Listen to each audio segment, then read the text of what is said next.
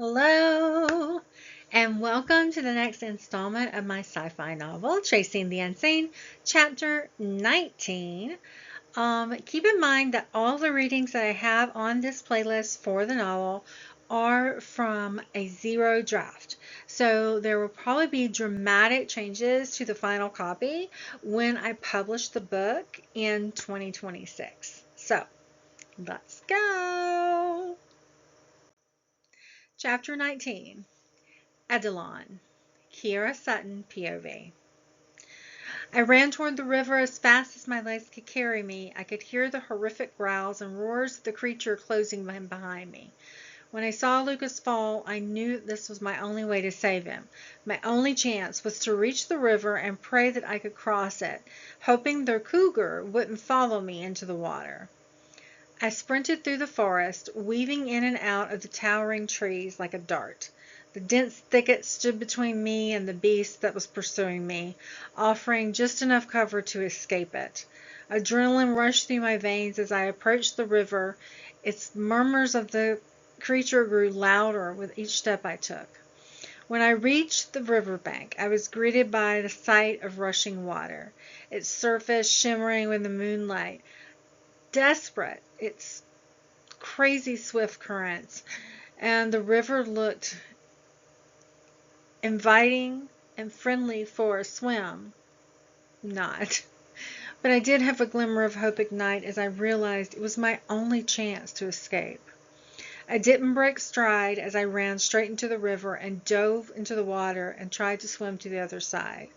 The beast followed me, and even though my life was still at risk, it seemed the terrifying cougar had stopped chasing me. I just hoped it wouldn't double back to Lucas.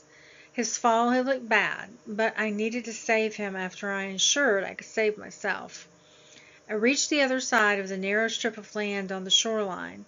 I would need to walk for a while to find a path into the forest, as there was a steep cliff here that I would need climbing gear for to navigate. I walked about 20 feet without any open area or descent when I heard a snap behind me.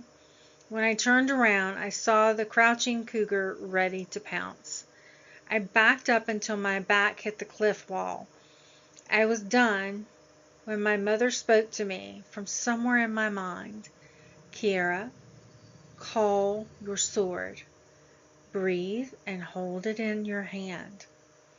I did as she instructed, and when my eyes opened, there was a sword that seemed to be made entirely out of light, yet the heat felt like steel or something substantial in my hand.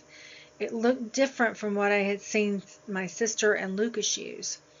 The cat was still watching me and snapping its teeth. Kiera! Victor suddenly appeared behind me. Head toward the shoreline. If this goes south, jump back into the water and swim. He positioned himself near the cliff, and we began to prepare for the fight. Hey, over here, Victor yelled to the turnling. When the beast charged at me, I jabbed at it with my sword, but missed by a mile.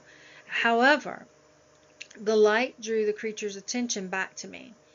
The beast was coming for me, regardless of how loudly Victor yelled or how hard he tried to fight.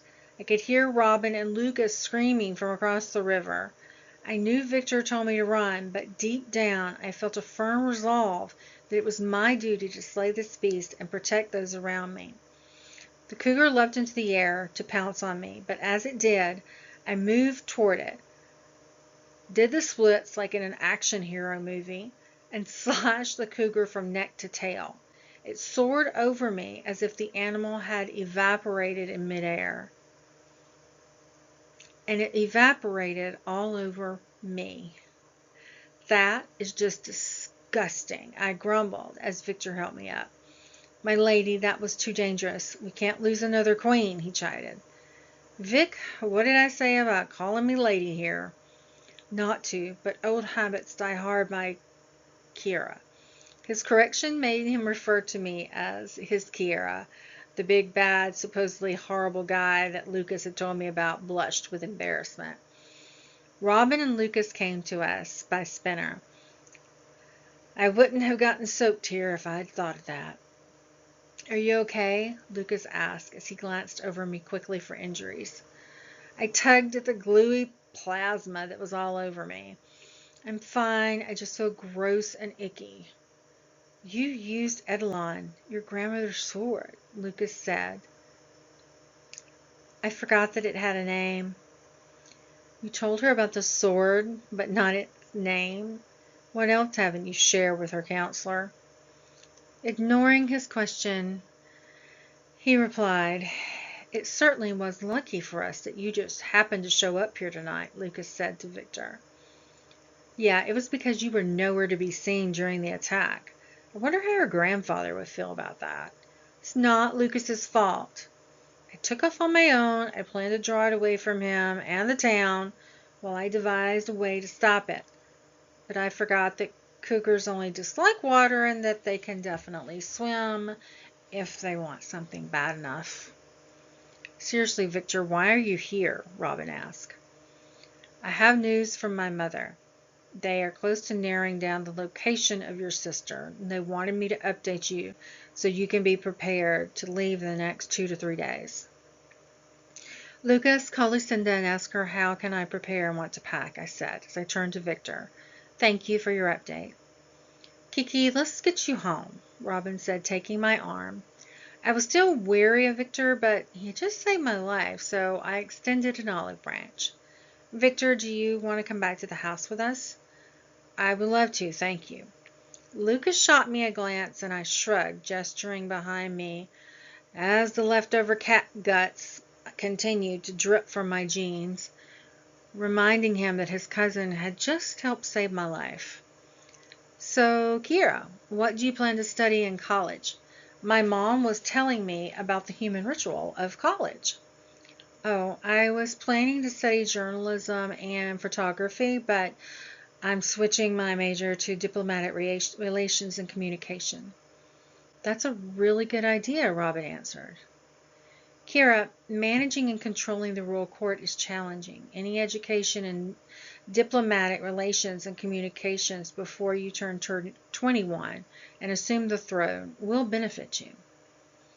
I pondered what he proposed as I walked with him to the house. You all head to the kitchen. I need to take a shower and change out of my cat juice clothes before Tabby gets home. I can't face her mommy meltdown when she finds out I had to battle a cougar vampire. I laughed until I turned to go up the stairs where Tabby was standing with her arms crossed. We'll talk when you get out of the shower, young lady. Ugh, sure, okay. Good luck with her, guys. I smiled as I ran up the stairs, the hot water washing the Vesper cat goo off me as I stood in the shower felt wonderful. I changed into yoga pants and a thick t-shirt. I quietly padded down to the kitchen, unsure if Victor would be there. For some unknown reason, I hoped he was, but what awaited me was shocking. You need to up your game, Tabby said. We have to drive a wedge between her and Victor. They were talking when I walked in. She looked up and smiled as if she hadn't just schemed and plotted. Where's Robin and Victor? I asked. Victor took Robin home. Why is it okay for him to be with her but not me? She's not going to be queen, Lucas answered. So power. He won't make a move on her because she has no power. The only reason he might be nice to me or save my life is that he wants power, not because I'm a good queen or that I'm fun. None of that. The look on Tabby's face was strange, and so was Victor. And I'm sorry, so was Lucas. And I had an odd feeling that they were keeping way more secrets than I had any idea about. Until next time. Bye.